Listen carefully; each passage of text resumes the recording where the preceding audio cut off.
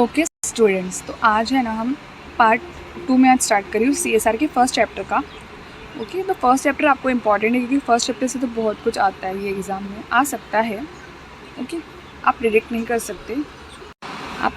कर सकते कि कहाँ से कब क्या आएगा, तो आप ठीक है। अभी हम आगे का देखते हैं। कंसेप्ट ऑफ CSR, इसमें बहुत ज़्यादा कुछ नहीं दिया हुआ है, तो आपको सिर्फ इसको एक बार रीड कर लेना है। ओके, हम आगे बढ़ते हैं। इंपॉर्टेंट चीज़ें हम ज़्यादा फोकस करेंगे और जो इतना इंपॉर्टेंट नहीं होगा उसको आप सिर्फ रीड कर लेना। ठीक है, अपने एंड से आप उसको एक बार रीड कर लेना, उसमें क्या दिया हुआ है। वैसे भी आपको CSR में रट्टा तो करना नहीं होगा, रीड ही करना होगा। ठीक है, तो अभी हम देखते हैं प्रिंसिपल ऑफ CSR। ठीक है, इन 2009 the ministry of corporate affairs MCA government of India issued the voluntary guidelines on corporate social responsibility as a precursor towards mainstreaming the concept of business responsibility. In June 2011, the United Nations Human Rights Council adopted the United Nations Guiding Principle on Business and Human Rights, which India has endorsed. Okay, तो वही यहाँ पे लिखा है कि MCA ने issue किया था voluntary guidelines on corporate social responsibility. ठीक है, और इन जून 2011 क्या हुआ था, United nation human right council ने अडॉप्ट किया है United nation guiding principles on business and human rights which India has endorsed. ठीक है, अब हम आगे का देखते हैं, उसमें क्या दिया हुआ है। National guidelines on responsible business conduct. ठीक है, NGRBC, जिसमें से ना क्वेश्चन एग्जाम में आपको आराम से आ सकता है। ओके, तो पढ़ लेते हैं हम। Principle 1. Business should conduct and govern themselves with integrity and in a manner that is ethical, transparent and accountable. तो बिजनेस को खुद ऐसे कंडक्ट करना है और गवर्न करना है इंटीग्रिटी के साथ, in a manner that is ethical, transparent and accountable. Okay, Principle 2. Business should provide goods and services in a manner that is sustainable and safe. Principle 3. Business should respect and promote the well-being of all employees, including those in their value chains. Principle 4. Business should respect the interest of and be responsive to all its stakeholders. Principle 5. Business should respect and promote human rights. Principle 6. Business should respect and make efforts to protect and restore the environment. Principle 7. Businesses, when engaging in influencing public and regulatory policies, should do so in a manner that is responsible and transparent. Principle 8. Business should promote inclusive growth and equitable development. Principle 9. Business should engage with and provide value to their consumers in a responsible manner. इसमें ना सारे basic points एकदम basic,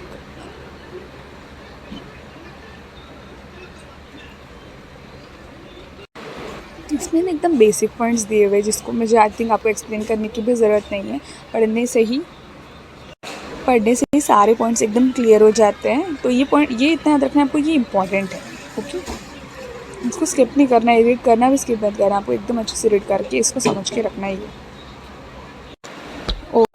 okay, तो अब हम देखते हैं CSR in Indian legislation. Though the legislature over a period of time has tried to address basic responsibilities of a corporate towards its employees and environment by enacting various labor and environmental laws, the introduction of CSR provision under the Act is a significant legislative effort undertaken to involve corporates as a partner in a social development process of country and in strengthening the social responsibility of business. इसमें क्या दिया हुआ है, just introduction. आगे बढ़ते हैं। Companies act 2013 is a legislation which officially embarked on one of the world's largest experiments of introducing the concept of CSR as a mandatory provision. ठीक है, तो कंपनीज एक्ट ने ही CSR को एकदम मैंडेटरी प्रोविजन बनाया है। CSR is a important and progressive concept of socio economic development.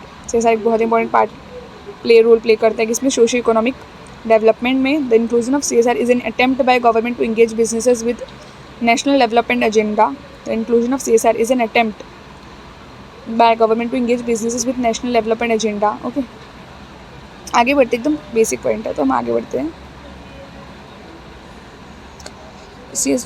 Direct हम आते हैं कॉर्पोरेट सोशल रिस्पॉन्सिबिलिटी वाली हेडिंग में। As per Rule 2D of Companies Corporate Social Responsibility Policy Rules 2014. Corporate social responsibility means the activities undertaken by company in pursuance of its statutory obligations laid down in Section 135 of the Act in accordance with the provision contained in CSR rules, but shall not include the following, namely, ठीक है, as per Rule 2D of Companies CSR Policy Rule 2014, corporate social responsibility means activities undertaken by company in pursuance of its statutory obligation laid down in Section 135 of the Act in accordance with the provision of contained in CSR rules, but shall not include the following. Okay, shall not include following पे focus करना है कि क्या कौन से points जो include नहीं होते हैं CSR के अंदर. इसको मैं रेड कलर से थोड़ा सा हाईलाइट करके आपको दिखा देती हूँ, ठीक है, ताकि आपको याद रहे अच्छे से.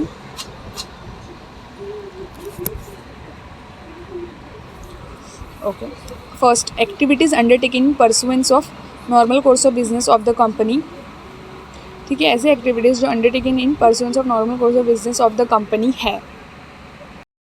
Provided that any company engaged in research and development activity of new vaccine, drugs and medical devices in their normal course of business may undertake research and development activity of new vaccine,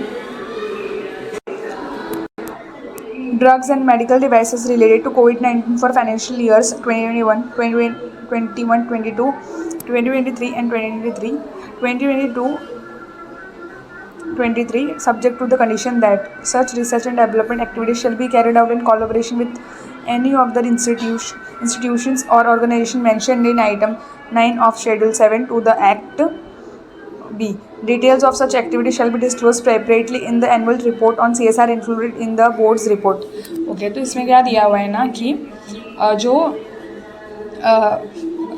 research and development में engaged हैं, जिन्होंने new vaccine, drugs या medical service devices बनाए हैं और वो related हैं कोविड-19 से फॉर द फाइनेंशियल ईयर जो इसमें गिवन है, तो आपको अलाउड होगा वो एज ए CSR, बट कुछ कंडीशंस दी हुई है, जैसे कि वो research and development activity collaboration में किसके साथ होनी चाहिए, in any of the with any of the institutions organisation mention in item 9 of the schedule 7 to the act, और details of such activity shall be disclosed separately in annual report on CSR included in the board's report. ठीक है, ये तो condition आपको fulfil करनी होगी तो ही आप CSR उसको काउंट कर सकते हो उस नॉर्मल कोर्स ऑफ बिजनेस में की हुई एक्टिविटी को.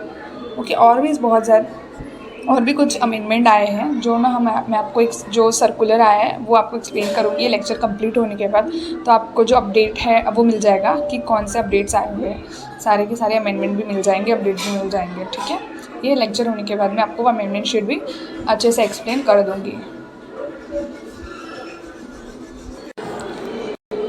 एनी एक्टिविटी, सेकंड देखते हैं. Any activity undertaken by company outside India except for training of Indian sports personnel representing any state or union territory at national level or India at international level.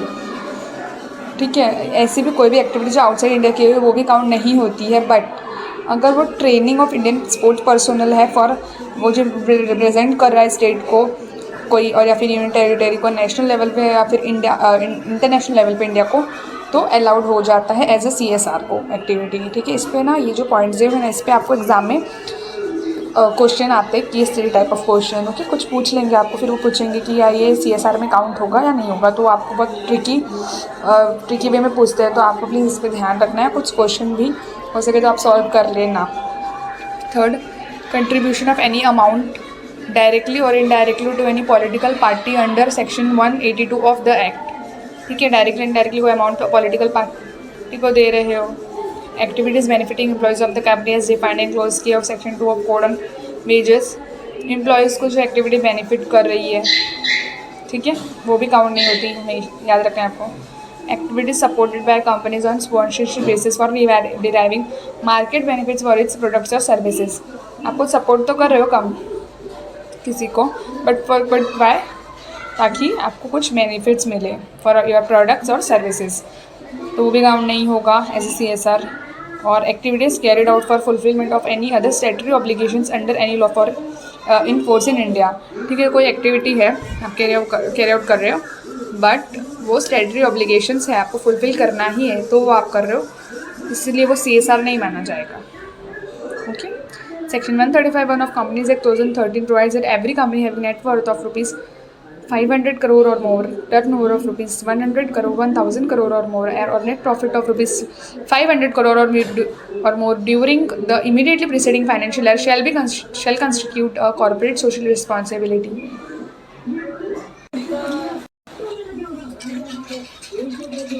A corporate social responsibility committee of board consisting of 3 or more directors, out of which at least one director shall be an independent director. ठीक है.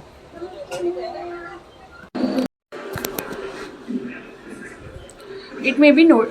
Okay, तो every company इसका net worth 500 crore और मोर है, turnover 1000 crore और मोर है, net profit 500 crore और मोर है, उसको एक CSR कमेटी बनानी होगी जिसमें 3 और मोर डायरेक्टर्स होंगे, out of which one shall be independent director. ठीक है. It may be noted that where company is not required to appoint any independent director under section 149(4), it shall have in its CSR committee 2 or more directors. ऐसी कोई company जिसको independent director करने की ज़रूरत नहीं होती है, उसको अपनी कमेटी में, CSR कमेटी में कितने डायरेक्टर्स चल जाएंगे? 2 और मोर डायरेक्टर्स भी चल जाएंगे. ओके, 2 और मोर डायरेक्टर्स भी चल जाएंगे. CSR provision applicable to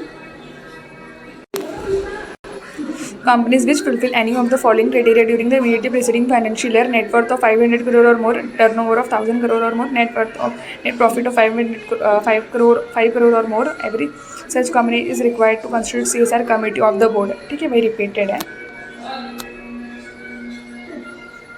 Whether CSR provision apply to company that has not completed period of 3 financial years since its incorporation? Yes, if the company has not completed 3 financial years since its incorporation, but it satisfies any of the criteria mentioned in section 135(1), the CSR provision included spending of at least 2% of the average net profit during the immediately preceding financial year are applicable. इसका मतलब है कि भले ही आपको 3 financial years नहीं हो since incorporation, but फिर भी आपको करना पड़ेगा CSR कमेटी को फॉर्म, और उसमें कितने लोग होने चाहिए एटलीस्ट, और उसको स्पेंड भी करना पड़ेगा 2% of average net profit made during immediately presiding financial years. ठीक है, ये दोनों पर एकदम क्लियर किया है, और आपको ये क्वेश्चन ऐसे एग्जाम में आ भी सकता है. इसका एग्जाम्पल भी आपको रीड करके ले लेना है. ठीक है, फॉर मोर क्लैरिफिकेशन. आगे बढ़ते हैं हम लोग अभी. According to section 135(2) of the Act, the board report under section 134(3) shall disclose composition of CSR committee.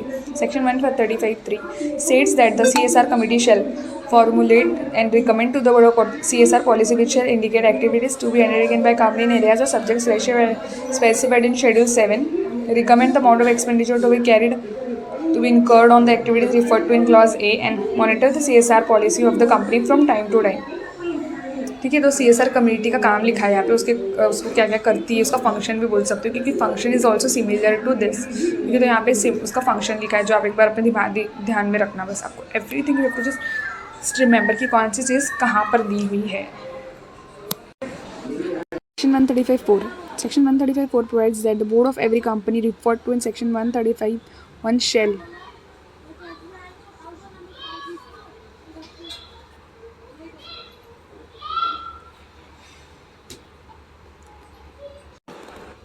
after taking into account the recommendations made by CSR committee, approve the CSR policy for the company and disclose contents of such policy in its report, and also place it on the company's website if any, in such a manner as may be prescribed. इसमें क्या लिखा हुआ है 135(4) में कि हर एक company के board को after taking into account recommendations made by CSR committee approve करना होगा CSR पॉलिसी, और कंटेंट्स भी डिस्क्लोज करने होंगे कहाँ पर? कंपनी की वेबसाइट पे.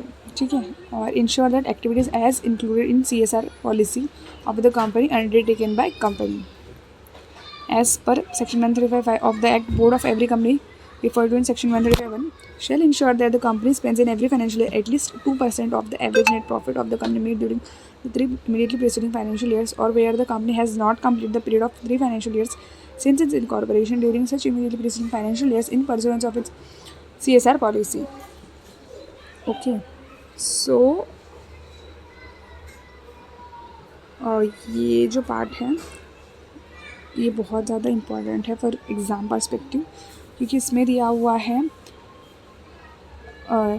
एवरेज जो net profit of the company है उसका 2%, 3 ईयर्स का जो प्रॉफिट है उसका 2% आपको स्पेंड करना है, क्योंकि इसमें दिया हुआ है स्पेंडिंग। सेक्शन 135(5) बात करता है स्पेंडिंग के बारे में। तो board of every company refer to in section 135(1) उसको कितना करना होगा एवरी फाइनेंशियल ईयर में 2% of average net profit made during 3 immediately preceding financial years. और जिसने 3 फाइनेंशियल ईयर कंप्लीट नहीं किया है उसको भी करना होगा, जब से वो इनकॉर्पोरेट हुई है 2 साल या 1 साल जो भी है वो कंसिडर करना ही पड़ेगा और करना और 2% स्पेंड करना ही पड़ेगा।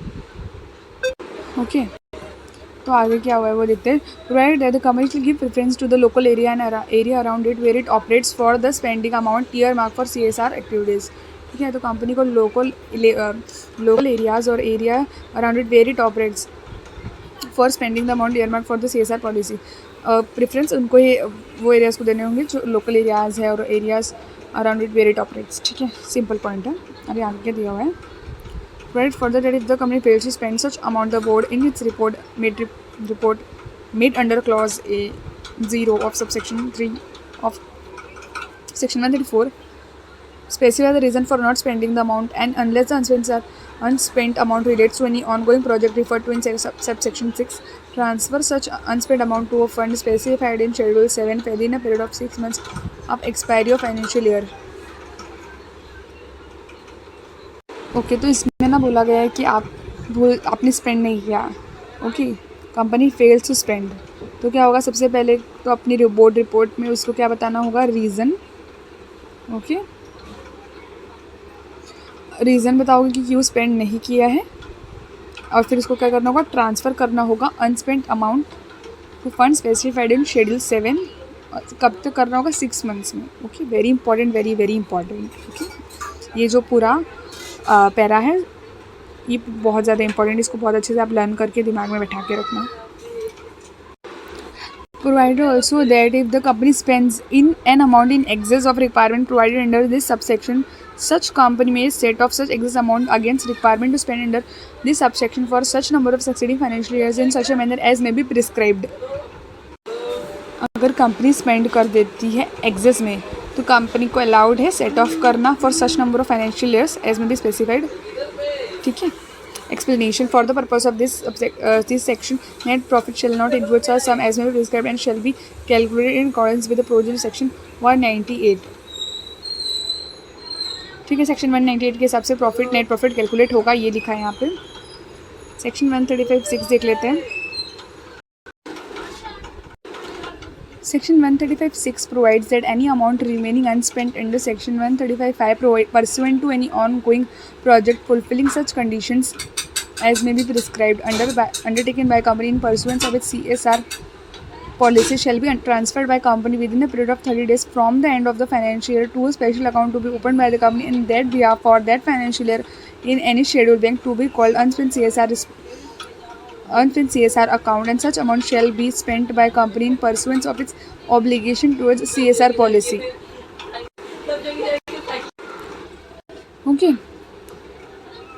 तो ये तो 135(6) है ना जो, वो भी बहुत ज़्यादा इम्पॉर्टेंट है क्योंकि उसमें दिया हुआ है कि अगर आपने कोई अनस्पेंड, आपका कोई रिमेनिंग अनस्पेंड अमाउंट है पर that is pursuant to any ongoing project है, तो क्या करना होगा, आपको ट्रांसफ़र करना होगा उसको 30 डेज़ के अंदर ही, end of the financial year, from 30 days from the end of the financial year to special account open by company in that behalf for that financial year. एक शेड्यूल पेमेंट है जिसका नाम रहता है अनस्पेंड CSR अकाउंट, और उसको use कैसे करना होगा, towards CSR policy within a period of 3 financial years from the date of such transfer. Okay, within a period of 3 financial years from the date of such transfer। फिर जब आप उसको transfer कर देते हो तो आपको 3 साल के अंदर ही उसको यूज़ कर लेना है उस फॉर दैट पर्पज़, जो पर्पज़ के लिए आपने उसको ट्रांसफ़र किया था। And failing which the company shall transfer same to fund specified in schedule 7 within a period of 30 days from the date of completion of 3rd financial year. लेकिन आप उसको 3 साल में भी यूज़ नहीं कर पाए जिस पर्पज़ के लिए आपने उसको ट्रांसफ़र किया था अनस्पेंड CSR अकाउंट में, तो आपको करना होगा उसको शेड्यूल 7 में transfer any fund specified in Schedule 7 within a period of 30 days from the date of completion of third financial year. ठीक है, क्योंकि आप तो यूज़ नहीं कर पाए इसलिए आपको अब 30 डेज़ में उसको डाल देना है शेड्यूल 7 में. ठीक है, fund specified in schedule 7.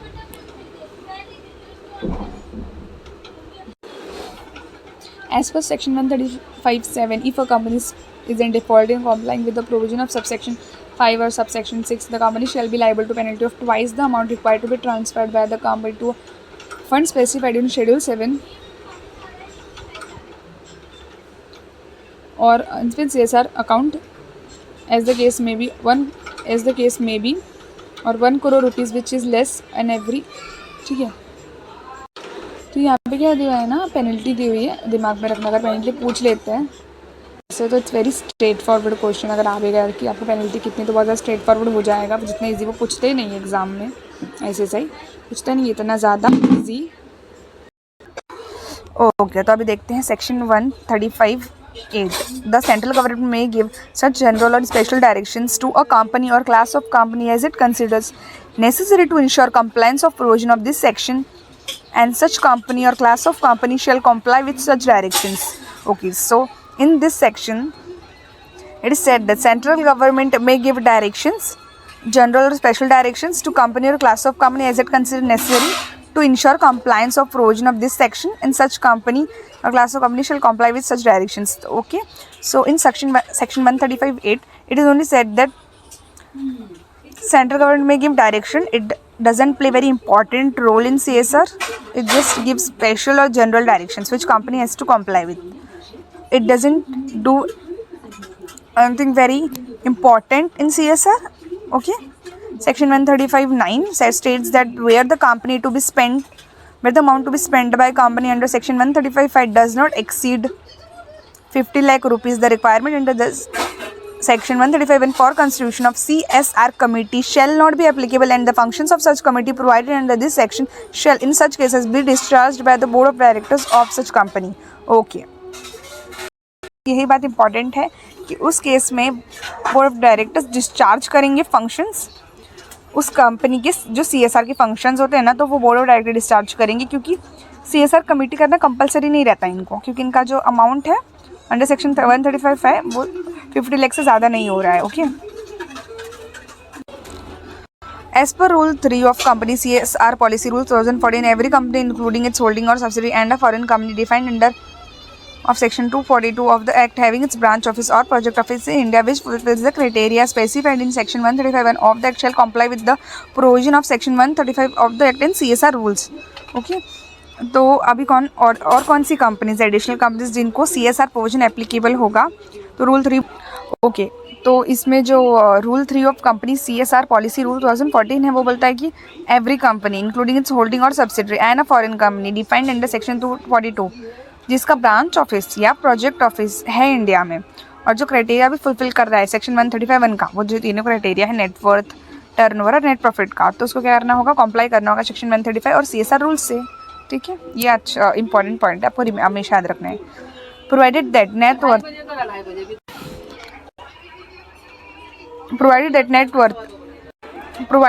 net worth, turnover, net profit of foreign company of the act shall be computed in accordance with the balance sheet and profit and loss account of such company prepared in accordance with the provision of clause A of subsection 1 of section 381 and section 198 of the act. तो ठीक है, तो इसमें क्या बोला है, कैसे calculate करना होगा नेटवर्थ, टर्नओवर और नेट प्रॉफिट फॉरेन कंपनी का बैलेंस शीट और प्रॉफिट एंड लॉस के हिसाब से, जो कैसे प्रिपेयर करी होगी सेक्शन 381 और 198 के हिसाब से. ठीक है, provided further that a company having any amount in its unspent CSR account as per section 135(6) shall constitute CSR committee and comply with the provision contained in subsection 226 of the section 135. अगर आपके पास कोई amount बच जाता है section 135(6) के हिसाब से, तो उसको आपको क्या करना है, तो भी CSR कमेटी कंस्टिट्यूट करो और प्रोविजन कंप्लाई करो with the provision in section और सबसेक्शन 226 ऑफ सेक्शन 135. ठीक है, very basic point.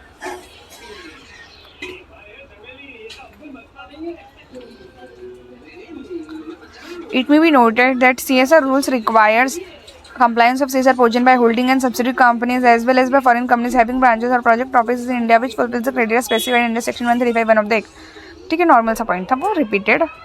where the holding or subsidiary of foreign of a company fulfilling the criteria under section 135(1) has to comply with the provision of section 135 even if the holding or subsidiary itself does not fulfill the criteria. ये बहुत important question है, ये आपको directly आ सकता है, directly या फिर indirectly पूछ सकते हैं, तो इसको आपको थोड़ा समझ के लेना है, ठीक है. No, the compliance of CSR requirements is specific to each company. A holding or subsidiary of company is not required to comply with CSR provision unless the holding or subsidiary itself fulfills the eligibility criteria prescribed under the section 135(1) stated above.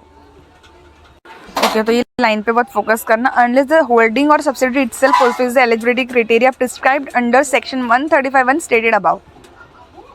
जब तक कि इधर लिखा no के no, जब तक कि वो खुद ही होल्डिंग और सब्सिडी वो खुद कॉम्प्लाई नहीं करते क्राइटेरिया को, तब तक उनको सेक्शन 135 फॉलो करने की ज़रूरत नहीं है.